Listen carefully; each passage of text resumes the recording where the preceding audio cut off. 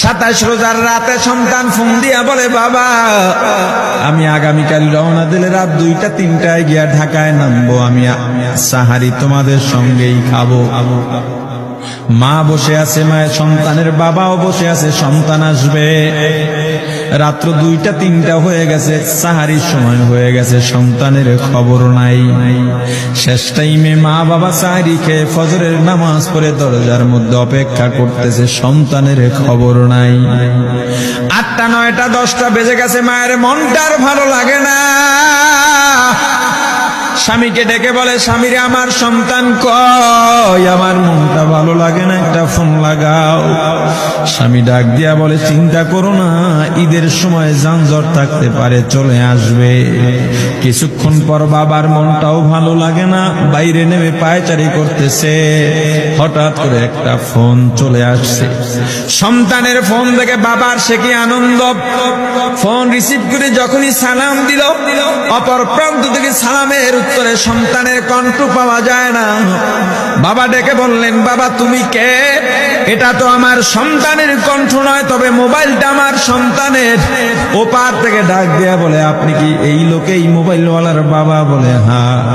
আপনি এখনো বাড়িতে কি করেন? আপনার যেই সন্তান ঢাকা থেকে গাড়ি নিয়ে 2500-এর দিকে রওনা দিয়েছিল, ওই গাড়িটা 2500 পৌঁছতে পারে নাই। পথিমধ্যে সংঘর্ষে রাস্তার মধ্যে অনেকগুলো মানুষ মারা গেছে, অনেক যুবক তার মধ্যে আছে। রাস্তার পাশে সাদা কাপড় দিয়া ঢাকা।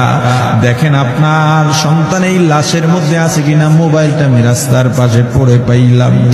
বাবা পাগলের মতো একটা দৌড় দিছে। মা মনে করছে সন্তান বুঝি কাছাকাছি চলে আসছে। অন্যান্য সন্তানদের ডাক দেয়া বলে, তোরা কে, কোথায়, এদিকে আয়, তোদের ভাই বুঝি কাছাকাছি আসছে। আমার কলিজার টুকরা সন্তান, তোর বাবা যে আগায় আনতে গেছে, তাড়াতাড়ি নতুন চাদর বিছা, বালিশের কভার গুলো খুলে নতুন কভার লাগা, পানি গরম বসা, আমার সন্তান এসে গোসল করবে। আহারে সবাই ফুলের মেলা, ফুলের তোড়া নিয়ে অপেক্ষা করতেছে। 4টা বছর কলিজার টুকরা বাড়িতে নাই, বিদেশ থেকে আসবে। বাবা স্পটে গিয়া দেখেন অনেকগুলো লাশ সাদা কাপড় দিয়া ঢাকা। একটা একটা মাথার উপর থেকে কাপড় উঠান আর কৌতূহল বাড়তেছে, কাপড় উঠান আর কৌতূহল বাড়ে। হঠাৎ তাকায় দেখে কলিজার টুকরা সন্তান লাশের মিছিলে শামিল হয়ে গেছে। বাবা সন্তানকে ধরে কাঁদেন আর বলেন, বাবা এত আদর আপ্যায়ন, তোর জন্য এত প্রস্তুতি রে বাবা। তোর মা তোর পথে বসে আছে রে বাবা, কি জবাব দিব বল? তুই যেদিন রওনা দিয়ে বিদেশ চলে গেলি, তোর মা সারা রাত ঘুমায় নাই, দরজায় গিয়া তোর পথের দিকে তাকা রইছে। কত রাত আমি মা, আমি বাবা দেখলাম তোর মা গভীর রাতে বিছানায় নাই। খুঁজতে খুঁজতে দেখলাম দরজায় গিয়া তোর মা কাঁদে।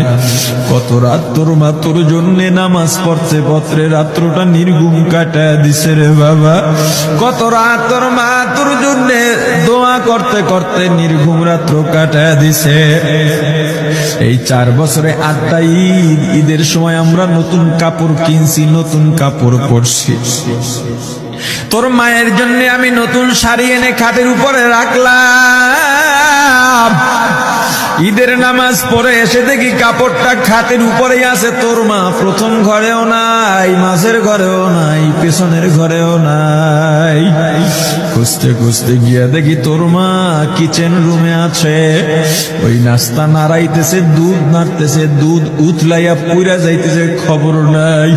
আমি তাকায় দেখলাম তোর মায়ের 2 চক্ষু দিয়া টক টক করে পানি পড়তেছে। ডাক দিয়া বললাম, ওরে বিবি, ঈদের দিনে তুমি কেন কাঁদো?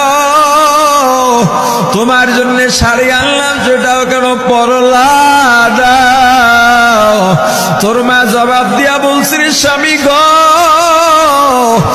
আপনারা যখন নামাজের জন্য রওনা দিয়া গেলেন, আমার অমুক সন্তান আপনার সঙ্গে যায় নামাজ দিয়া নতুন পোশাক পরে নামাজে রওনা দিয়েছে, কত সুন্দর লাগছে দেখতে।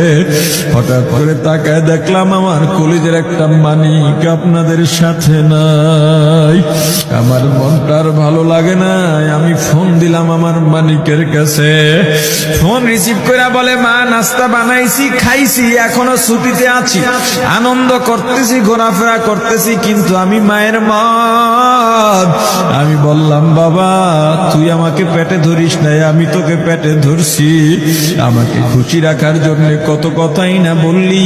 ঈদের টাকা পাঠাইলি, তোর টাকা দিয়া তোর বাবা জামা কিনছে, তোর ভাইরা জামা কাপড় কিনছে, তোর টাকা দিয়ে পরিশ্রমের টাকা দিয়ে আমার শাড়ি কিনছে, গহনা কিনছে, কিন্তু তোর পাশে আমি হাতুড়ের বাড়ির শব্দ কেন পাই? আমার সন্তান বলতে চায় না, পরে বলে, মাগো কাজ করতে আসছি, টাকা নিয়ে কাজ করি, ঈদের দিনেও আমাদের ছুটি দেয় না। ওরে স্বামী বলে, ঈদের দিনেও যেই সন্তান কাজ করে, এই শ্রমের টাকার শাড়ি আমি মা কেমনে পরব রে? ওরে বাবা, আজকে তুই আসবি, খবর শুনে তোর মা এক সপ্তাহ আগের থেকে ঘুমায় না, তোর জন্য কত রঙের পিঠা বানাইছি, তোর জন্য কত আয়োজন, আমি তোর মাকে কি বলবো বাবা বল। বাবা সন্তানের লাশ অ্যাম্বুলেন্সে উঠে বাড়ির দিকে রওনা দিছে। আহারে বাড়ির কাছাকাছি আসছে, এদিকে মা দরজায় গিয়ে অপেক্ষা করতেছে, গাছের আড়াল দিয়া পথের দিকে তাকায় আছেন। দেখেন একটা গাড়ি আসতেছে, মায়ের সে কি আনন্দ, বাড়ির মধ্যে দৌড় দিছে, তোরা কই তাড়াতাড়ি আয়, ফুলের মালাগুলা নিয়ে আয়, গাড়ি এসে পড়ছে। বাড়ির দরজা দিয়ে যখন অ্যাম্বুলেন্সের হরেন দিয়া ঢুকতেছে, হুইসেল দিয়া ঢুকতেছে, মা একটা চিৎকার দিছে, ওরে এই মরণ গাড়ি আমার বাড়ি কেন, কার কপাল পুরুষে?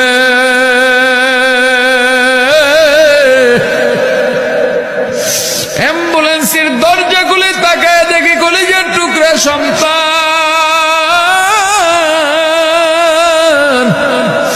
এমন ঘুমাইছে, আর জীবনেও উঠবে না। মা কাঁদেন আর বলেন, ওরে বাবা এটা তোর বিছানা নয়, নতুন চাদর বিছাইছি। বোন কান্দে আর বলে, ভাই আরে তোর জন্য ফুলের মালা পরাইছি, ফুলের মালা বানাইছি, একটু মালা পরাবো। মা ডেকে বলেন, রে সন্তান, 4টা বছর আমি তোর মা ডাক শোনার জন্য অপেক্ষা করছি,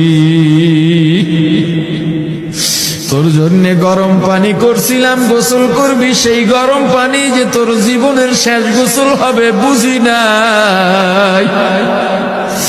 ওরে পর্দালের মাগো, আর কোন ভাষায় বুঝাইলে বুঝবারে মা, দুনিয়ার জীবনটা ক্ষণস্থায়ী, এই দুনিয়ায় নাফরমানি করা যাবে না, এই দুনিয়ায় নাফরমানি করা যাবে না, অহংকার দেখাবার কিচ্ছু নাই, এই দুনিয়া ছেড়ে যাওয়া লাগবে। আল্লাহ এত দয়া করছেন, মায়া করছেন, ওই আল্লাহর সঙ্গে নাফরমানি করো না রে ভাই, ওই আল্লাহর নেয়ামতের অশুকরিয়া করো না, আল্লাহর নেয়ামতের শুকরিয়া আদায় করো, দুনিয়ার সব মোহ ত্যাগ করো, দলের মায়া ত্যাগ করো, দুনিয়ার মায়া ত্যাগ করো। এ আওয়ামী লীগ বিএনপি যারা করো, ক্ষমতায় যারা বারবার যাও, ক্ষমতায় তোমার দল গেলেই তুমি দাপট দেখাও, যুবকরে তোর 2টা পা ধরা লাগলো, পা ধরো রে ভাই, এই ক্ষমতা কিচ্ছু না, দাপট কিচ্ছু না, ওই কিয়ামতের ময়দানের নাজাতের চেয়ে বড় দাপট আর কিচ্ছু নাই। আল্লাহ রক্ত দিছেন, আল্লাহ জীবন দিছেন, আল্লাহর এই রক্ত আর জীবন দুনিয়ার কুফরি পুঁজিবাদী কুফরি গণতন্ত্রের জন্য দিস না, এই রক্ত আল্লাহর জন্য রাখ, এই জীবন আল্লাহর জন্য রাখ, আমার রাসূলের সুন্নাত দিয়া নিজেকে মোড়াইয়া নে, নিজের জীবনটা গড়াইয়া নে, ওই পরকাল হবে তোমার আমার জন্য মহা শান্তির জায়গা।